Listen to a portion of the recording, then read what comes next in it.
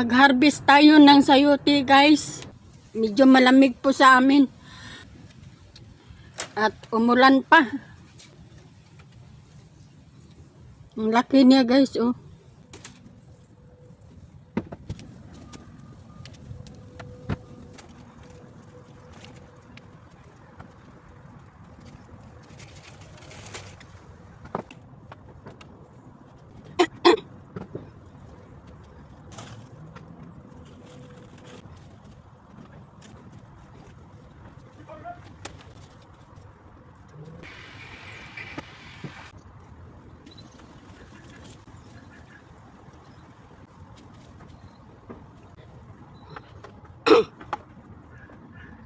Ang dami guys, ah.